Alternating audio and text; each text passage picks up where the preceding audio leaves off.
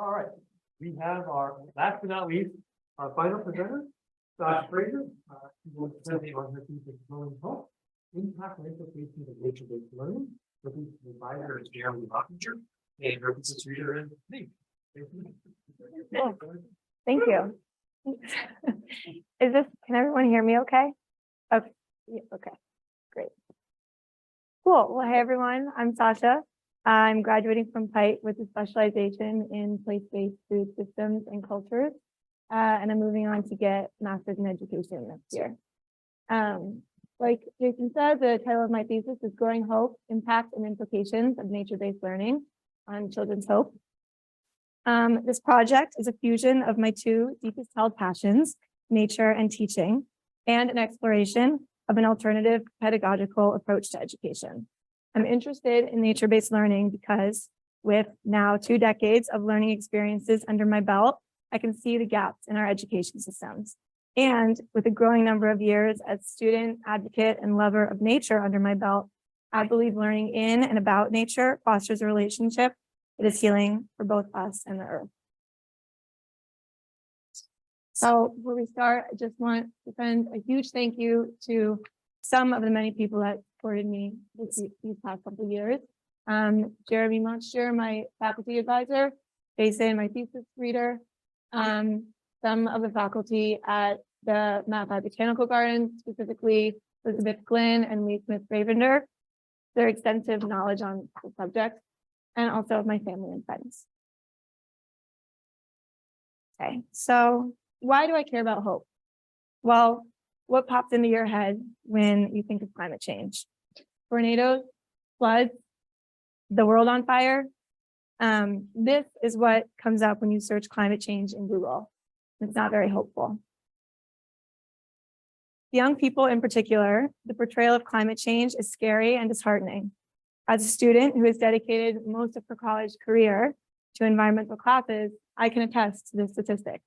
At times, I too have felt powerless, overwhelmed, and hopeless. And this is a real problem because research shows that these feelings can actually prevent people from taking effective action. And boy, do we need some serious action. So what can we do? In the coming decades, our children will be called upon to do the brunt of the mitigation and adaptation to climate change. Resilient children, children that are empowered with hope, the ability to take confident, competent, and creative control over their lives, will be critical agents in overcoming the challenge of a sustainable transition. In this study, hope is defined and measured using Snyder and Hose's 1997 parameters from the Children's Hope Scale. In their framework, hope consists of 2 components, pathways and agency. The agency component is associated with feelings of control and self-efficacy over initiation and sustaining progress towards your goals. The pathways component is related to how children perceive their competence in creating different workable routes to goals. Why should schools be implicated in children's hope? First, to me, the purpose of education extends beyond the transmission of facts or cultural norms. It also encompasses subjectification, which, according to Gert Biesta, an education theorist, is a process of individuation or a leading out of a child's self, their unique desires, dreams, goals, competencies, and agency, qualities that are remarkably similar to elements of hope. Second, in the ages that children are in schools, their emotional development is particularly active, making it a ripe time for intentional nurturing of emotional skills. And third, hope is one of the many emotional skills that are imperative to student success in and beyond the classroom. Given the intention of schools to support a child's education and life outcomes, educators should be addressing hope building, regardless of its connection to the climate. Nature-based learning offers opportunities for improving hope and children's well-being that are not available through traditional learning. Classroom learning works great for some, especially those of us with a higher capacity to focus, but it is unengaging and ineffective for others. Classroom learning often lacks 2 important elements that are inherent in nature-based learning: immersion in nature, of course, and a wider variety of learning experiences. In this study, nature-based learning is defined as active participation in guided sensory science learning that occurs with natural objects in their original environments. Since the 17th century, Western advocates of nature-based learning have understood its potential as a tool for developing cognitive and emotional skills related to hope. Research in the last 50 years or so is confirming positive relationship between exposure to nature and our physiological, psychological, and social health and well-being. While several studies have documented the impact of education experiences in nature on confidence, self-esteem, creativity, mental health, and agency, few have engaged explicitly with hope and nature-based science learning. In an effort to make this body of literature more robust, this study explores the impact of nature-based science learning on children's feelings of hope by asking how and to what extent does nature-based learning impact children's hope. Specifically, I use Snyder and Host's framework of hope to ask further if nature-based learning impacts the agency or pathways components. So by now we've defined hope and know that it's crucial for both individual and collective success. We understand why schools might be appropriate places to nurture hope, and we've suggested that nature-based learning could be the tool we're looking for. Now I must ask why. In my paper, I put forth two theories. The first is that humans have an innate biological instinct for contact and connecting with nature, which contributes positively to our well-being. This tendency, called biophilia, is so ingrained in our being that experts agree that contact with nature is crucial for proper human development. Particularly as it relates to hope, research suggests that connection and contact with nature is associated with eudaimonic happiness, which includes self-actualization, agency, and goal-directed thinking, as well as higher self-perceived competence, increased creativity, and confidence. Attention restoration theory, put forth by Rachel and Stephen Kaplan in 1989, is another framework with extensive supporting evidence suggesting that contact with nature can restore our attentional capacity. I suggest that this, in turn, supports emotional and cognitive skills related to the pathways component of hope. The second theory draws on educational opportunities in nature that contribute to hope and hope-related emotions. Nature-based learning can engage students in a wider variety of sensory experiences, which allows them to interact with material more intensely, invites a wider range of children to actively participate in the learning process, and offers a variation of learning experiences that are missing in traditional classrooms. This inclusive classroom fosters student motivation, ownership, empowerment, and confidence, emotions that are important for goal setting and achieving behaviors and are especially related to agency. To explore these questions, I administered an in-person survey to students in the Ann Arbor area before and after they attended a field trip at the University of Michigan Mapi Botanical Gardens. I used the Children's Hope Scale developed by Snyder and Hota in 1997, which is a 6-question survey that asks 3 agency-related questions and 3 pathways-related questions, all of which are answered on a 5-point Likert scale. It also included 3 demographic questions on the survey, asking about age, ethnicity, and gender identity that I used in my data analysis. The 2-hour field trips took place in the conservatory at the Botanical Gardens and outside on a couple of trails. During these field trips, the students learned about ecosystems in 3 major biomes through active, hands-on learning with natural objects in their natural environments. The discussions were intentionally inquiry-based, characterized often by the docent asking and encouraging questions and students researching the answer through sensory exploration. For example, the docent brought some students' attention to 2 trees that looked very different. She invited everyone to touch one and asked what the bark felt like. Students agreed it felt pretty rough. Then the students ran to the second tree and noticed that the bark was smooth. Why? The docent explained that this was the same tree at different growth stages. Because the tree grows faster than the bark can expand, the bark falls off and exposes the smooth inner wood of the tree. And this is just one example. So I used t-tests to measure how the children's hope score changed from their pre-survey before the field trip to the post-survey after the field trip. The children's hope score significantly increased. To help visualize this change, you can see that in every single question, from the pre to the post survey, the lightest shade of blue, which represents the answer that reflected higher feelings of hope, increased for almost every question, and the patterns are the same. While the Children's Hope Scale shouldn't be used to explicitly measure agency and pathways on their own, the changes in these questions offer valuable insights into the relationship between nature-based learning and hope. And in this study, the pathways component significantly increased, but agency did not. So the finding that the pathways component of hope increased after the intervention correlates with previous research, suggesting contact with nature can improve our creativity and other cognitive functions. Two possible explanations for this finding are attention restoration theory and certain learning characteristics offered by nature-based learning. Attention restoration theory posits that some natural environments provide a respite from directed attention by stimulating soft fascination. Directed attention occurs when we intensely focus on an important task or stimuli that is not innately fascinating. At school and work, and even sometimes when listening to others, we are using directed attention. Over time, the effort to sustain this attention fatigues the brain, affecting performance and focus. According to the Kaplan's research, nature can promote a soft fascination that frees our brains from this conscious control of attention and instead stimulates involuntary attention. This state allows our minds the mental space and time for new reflections, connections, and ideas to emerge, and our brains with restored focus to work. Both outcomes are related to the pathways component of hope, which, as a reminder, is an individual's perceived competence in creating different workable routes to goals, skill that relies on cognitive focus and a space to make new connections and ideas.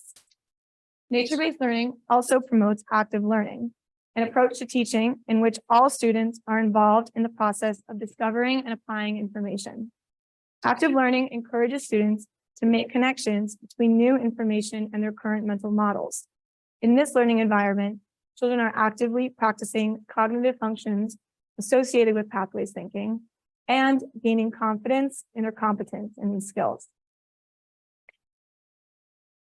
The finding that agency was not significantly impacted by nature-based learning conflicts with previous research that suggests a correlation between nature-based learning and agency-related emotions like self-esteem and confidence. The design and duration of nature learning offered in the intervention in this study might explain this discrepancy. As I said earlier, the major gap in the literature I was filling was a study explicitly about nature-based science learning. Most other studies reporting a positive relationship occur after outdoor adventure learning interventions. Adventure education activities specifically target leadership, collaboration, and confidence. And these are skills that are not always prioritized in science curriculum. These differences suggest to me that a nature-based science curriculum that impacts agency would have to be intentionally designed with this outcome in mind and offer activities that engage agency-related skills. And of course, a 2-hour field trip doesn't offer the extended immersion in nature that occurs in a multi-week or year-long experience. The duration of the nature-based learning intervention in this study may simply not have been long enough to see positive gains in self-perceptions that were seen in other studies, or long enough to offer opportunities to practice and nurture agency. The second explanation for the smaller increase in agency makes a case for schools and educators to provide more regular opportunities for students to experience nature-based learning in curriculum.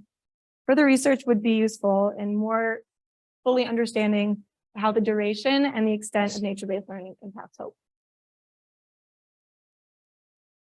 So why did I study the relationship between nature-based learning and hope? I believe that if our national conversation on education reform is to tackle 21st century challenges and produce sustainable 21st century solutions, we must seriously reconsider the purposes of education in our changing world. For a generation of students facing the existential threat of climate change, hopefulness is now a crucial key to individual and collective success. Current evidence supports the potential of nature-based learning as a tool for growing hope in classrooms, in developing a generation prepared to address complex climate issues, so that instead of a future that looks like this, we can have a future that looks like this. Thank you.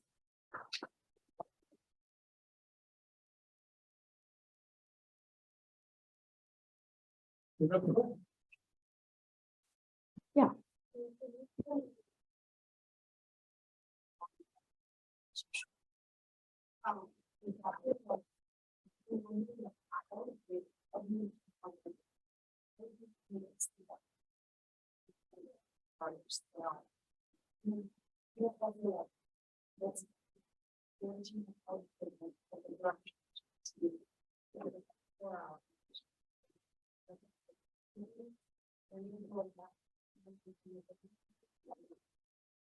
Yeah, so a lot of the other studies that like reported positive, specifically agency related feelings were like adventure programs that were multi-week or year long. So some of them were like teachers in schools that were taking their students out once a week. And others were 3-week long outdoor adventure activity like camps. So the way that I would see it in schools is if you're in science class an hour a day, taking kids outside to learn would prevent the attention fatigue. But it doesn't have to be an extensive period of time, like consecutively in the day. Yeah. Courses that is specifically targeted environmental sciences. Because I know in some high school you offer environmental science as a course, or like you kind of closely environment. So how would I have you consider for something like Yeah. Those would be the perfect types of classes where you would take people outside. So this study the survey was with like middle school age students, but I think particularly in high school, when also high school age students are kind of disengaged from the classroom, and the learning style offered, like an environmental science AP class would be the perfect example to try and incorporate nature-based learning. So great presentation.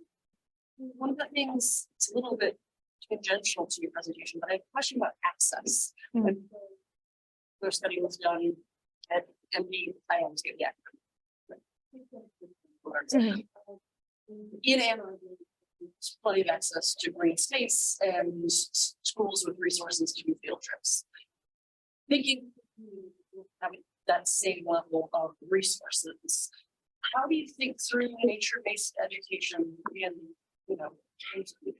That's a good question, and I think it is a complicated answer. I would offer that. So I'm really interested in like place-based food systems and farming, and I think that like school gardens, which can be very small plots of land, in an urban that fit nicely in an urban center or urban school, would be great places to incorporate nature-based learning. I think that there's a lot of content in science curriculum that you can incorporate into like growing food and understanding ecosystems on that level, or biology or chemistry, that could work in an urban environment. I have a question, Sasha. I don't know if I'm going to frame this correctly, but I think you'll get my. I'm wondering if one way to think about is as a state variable, in other words, something that can change from one day to the next. Just how you feel about that. And another way to think about more stable, really, that doesn't change as much. And I'm wondering whether little question could be results. Well, we think we're now on a 2-hour trip, right? And they normally have to the classroom, and maybe what you're detecting is just it was fun, and they had a good time. And so some of the increases that's the more positive. I wonder how you would respond. I think there's two ways to think about it. The first would be like, great, I'm glad, like learning should be fun. And just the very fact that the students are excited about learning and feeling more positive emotions after a nature-based learning experience speaks to like the quality of that learning experience, and also correlates with some research that shows that positive emotions are associated with improved learning outcomes. So even if those positive emotions were not related to hope, they still offer like really good reason for including nature-based learning in your curriculum. And the second thought is that if those positive emotions are reflected in a higher reported hope on the survey, I think that speaks to an interesting and complex relationship between emotions and nature and hope that is worth more research. Yeah, thank you.